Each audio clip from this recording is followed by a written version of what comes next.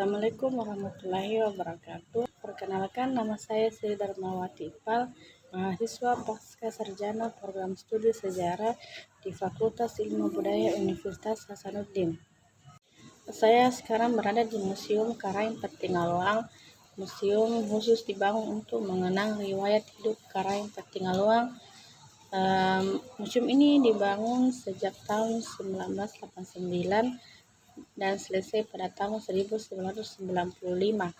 Letak museum ini berada di sekitar Benteng Sombopu, Barombong, Kabupaten Goa.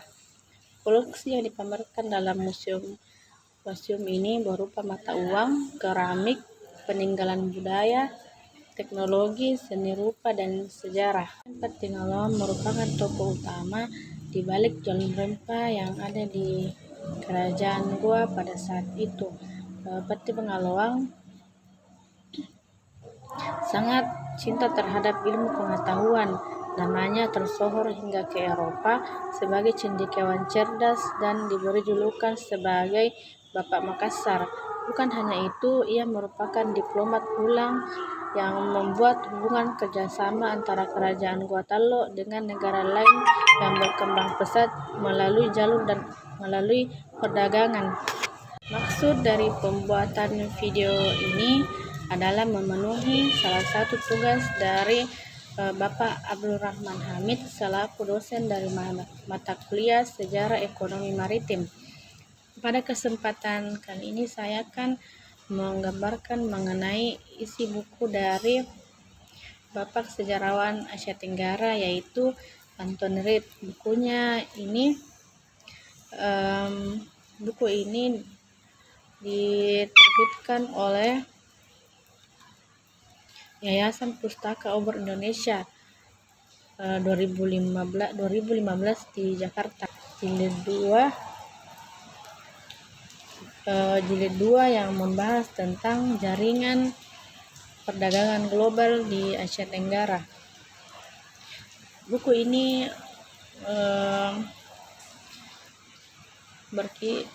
memiliki halaman 442. Dalam buku ini kita akan diberi wawasan tentang jaringan perdagangan global Asia Tenggara dengan karakteristik seperti angin musim yang mempengaruhi pelayaran dan jaminan perlindungan hukum penguasa lokal di Malaka. Kemudian awal mula perdagangan khususnya rempah-rempah di tahun 1400 dan mencapai puncaknya itu pada tahun 1570 sampai 1630, dan masa krisis itu hingga tahun 1680. Ini kita bisa melihat pulau penghasil pala dan cengkeh itu berada di Maluku. Kemudian kita bisa lihat gambar tanaman pala.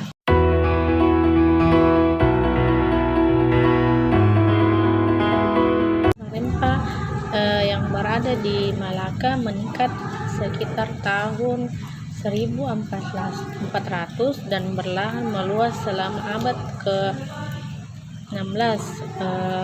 Pada saat itu di Maluku pohon-pohon cengkeh hanya tumbuh liar di hutan-hutan Maluku. Kemudian lama seiring perkembangan tumbuhan tersebut dibudidayakan dan berkembang di Pulau Bacan. Ketidakteraturan produksi yang disebabkan karena peperangan di jalur rempah dan kecenderungan penguasa yang ingin mendapatkan hasil panen yang lebih banyak. Pada masa kekuasaan Portugis di Malaka menunjukkan bahwa ekspor cengkeh mengalami kenaikan. Keadaan di Indonesia Timur khususnya Maluku mampu memenuhi kebutuhan dunia terhadap cengkeh dan pala.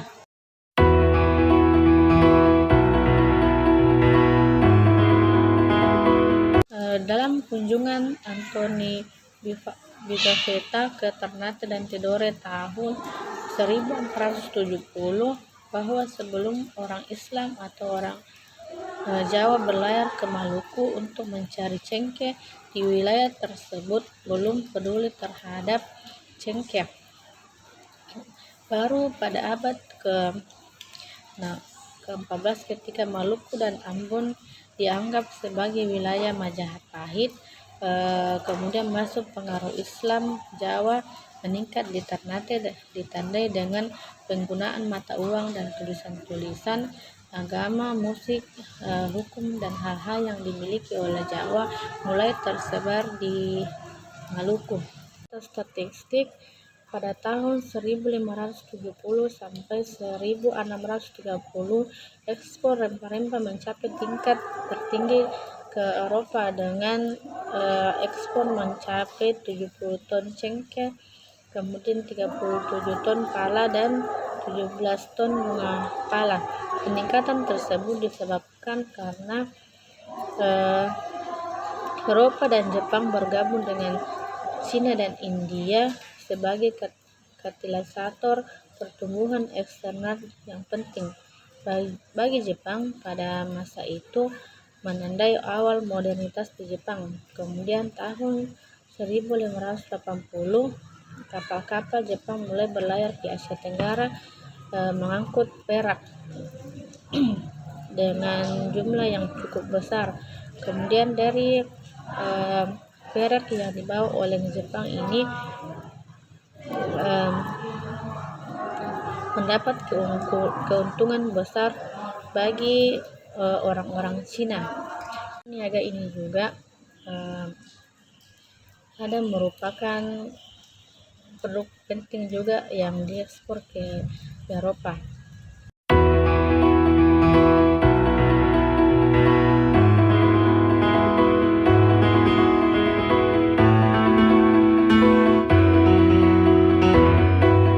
Jalur perdagangan pala mengitari Tanjung Harapan. Beberapa kapal bermuatan lada dari Aceh dan dapat mencapai Laut Merah pada tahun 1616.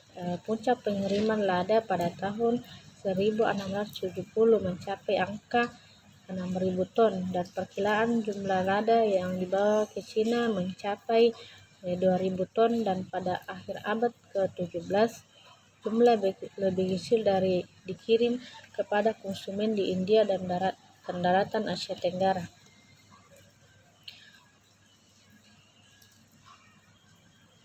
Produk-produk pertanian seperti lada, cengkeh dan pala, gula dan kemenyan mendapat rangsangan terbesar dari ledakan perdagangan, diikuti oleh hasil hutan seperti kulit rusa, kayu cendana, kayu sapaan, kamper, dan pernis. Hasil bumi yang berasal dari Jawa itu yang dibudidayakan sekitar Batavia dan Pekalongan yaitu gula. Kemudian komoditas yang dari Jawa itu yang sangat penting juga adalah beras. Dalam ilmu pelayaran pada saat itu mereka tidak membutuhkan kompas, tapi mereka hanya berdasar pada kondisi alam dan melihat pada peta pelayaran. Pelayaran yang membutuhkan kompas ketika itu mereka yang berlayar dalam waktu yang cukup lama. Kemudian kompas tersebut didapatkan dari orang-orang Cina. Saya akan bahas mengenai sedikit tentang Undang-Undang Malaka mengenai struktur organisasi dalam suatu kapal atau ujung, di mana penguasa tertinggi di kapal adalah pemilik kapal atau disebut juga dengan nahkoda. Kemudian terdapat juga yang dinamakan jurumudi yang memiliki kekuasaan terhadap anak buah dalam kapal. Kemudian seorang juru batu, dia bertugas mengurus cangkar dan talinya. Kemudian terdapat juga tukang atau geladak yang bertugas melaksanakan perintah nahkoda. Juru batu juga bertugas melaksanakan hukuman bagi yang menentang perintah nahkoda. Dan di sini juga terdapat mualim, atau mungkin disebut dalam buku At-Tahrir itu guru agama Islam yang bertanggung jawab untuk menghindarkan bahaya yang bersifat spiritual dan fisik dalam pelayaran. Kemudian di sini juga ada perwira muda yang bertugas melayani dan menjaga nahkoda ketika berada di laut dan di darat.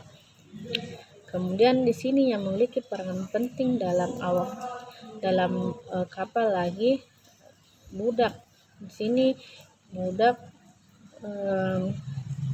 tersebar. Di sini budak merupakan unsur terpenting dalam tiap anak buah kapal.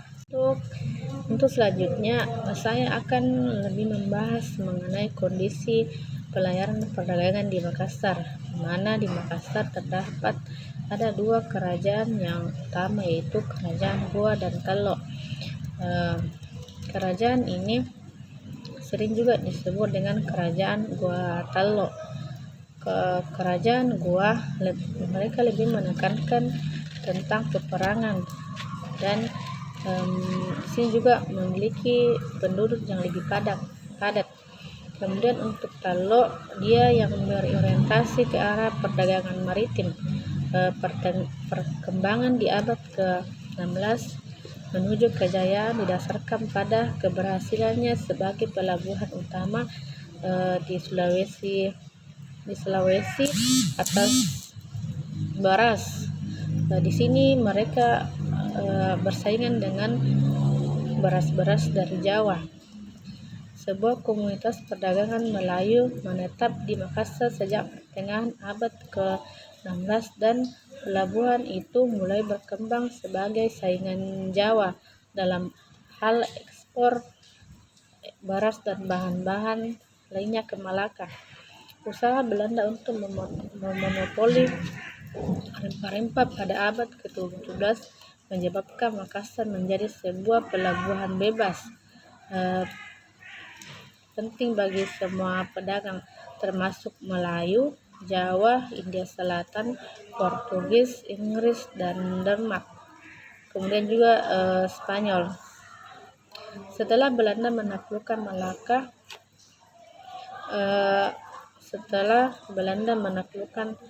Malaka, Portugis pada tahun 1944, maka selama puluhan tahun berikutnya Makassar menjadi pusat perdagangan orang-orang Portugis di Asia Tenggara. Makassar menerima Islam pada tahun 1605, menaklukkan seluruh Sulawesi Selatan atas nama Islam. Kemudian hak-hak dan kewajiban antara negara-negara tetap menjadi ciri khas wilayah masing-masing. Tetapi antara tahun 1610 dan 1669 merupakan masa di mana keseimbangan berlaku di antara berbagai negara yang bersaing di Sulawesi Selatan. Ke tempat lain, Imperium Makassar menjangkau sampai ke Buton, Sumbawa, dan Timor berdasarkan hubungan kesetiaan pribadi yang didukung oleh kekuatan senjata. Pada masa Raja Goa ke-9, Tumaparisi Kalona 1510 sampai 1546, yang berpusat di Sumber Minasa, menjadi daerah bandar kerajaan Goa, diperkuat dengan adanya jabatan Syah Bandar dalam struktur pemerintahan yang bertugas mengatur pelayaran dan pajak di Bandar Sumba Uku. Orang-orang Melayu dan Eropa kemudian mendirikan perwakilan di Bandar Makassar. Di Portugis mendirikan perwakilannya pada tahun 1559, kemudian Denmark 1618 dan Cina 1618. Komunitas yang diperdagangkan seperti beras, kayu hitam, dan damar. Mereka menetap di sebelah Benteng Sombopo. Perkembangan bandar di Makassar ditentukan oleh 3 faktor, yaitu letaknya yang strategis, posisinya berada di tengah-tengah dunia perdagangan, kemudian intervensi bangsa Eropa dalam dunia niaga mengalihkan kegiatan perniagaan mereka ke Makassar. Setelah Malaka dikuasai oleh Portugis tahun 1511, terjadi perpindahan besar-besaran para saudagar Melayu ke timur, yakni Kalimantan dan Sulawesi. Kemudian keberhasilan VOC menguasai pelabuhan dan pantai utara Jawa menjadi peluang yang dimanfaatkan Kerajaan Makassar membangun perdagangan maritim. Kemudian ketiga, peranan penduduk daerah sebagai pedagang dan pelaut yang melakukan pelayaran dan perjalanan ke daerah lainnya, kemudian memperdagangkan ke Bandar Makassar. Kebetulan Makassar menjadi politik dan ekonomi di Indonesia bagian timur digambarkan oleh Anton Reed. Kemampuan mereka dalam memperlakukan dengan baik para saudagar dari berbagai suku, bangsa dan agama, menjamin keamanan dan keadilan mereka. Kemudian di sini sikap Sultan Alauddin ketika Belanda mendesaknya untuk mengakhiri hubungan dengan Portugis, ia berkata bahwa negara saya terbuka untuk semua bangsa dan apa yang saya miliki adalah untuk kalian, begitu pula Portugis. Dalam buku Anton Reed menulis bahwa Karain Matoya dan putranya yang bernama Karain Patingaluang merupakan peletak dasar kebesaran Makassar pada abad ke-17, bukan dengan tangan besi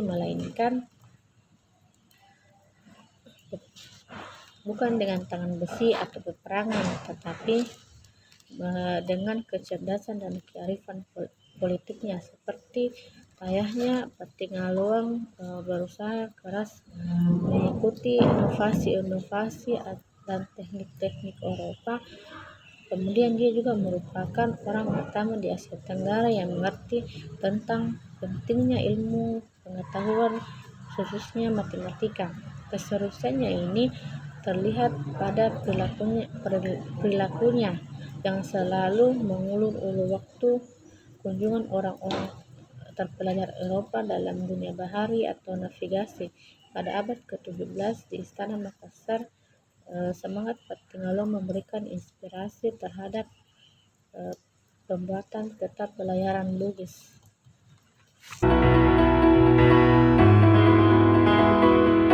Dalam penggambaran materi saya tadi itu, selain saya menggunakan buku Anton Reed Asia Tenggara dalam Kurun Niaga 1450 sampai 1680 jilid 2 Jaringan Perdagangan Global, untuk memperkaya lagi pembahasan saya juga menggunakan buku dari Bapak Abdul Rahman Hamid yang berjudul Sejarah Maritim Indonesia. Pemaparan dari buku Anton Reed ini lebih kurangnya mohon dimaafkan. Assalamualaikum warahmatullahi wabarakatuh.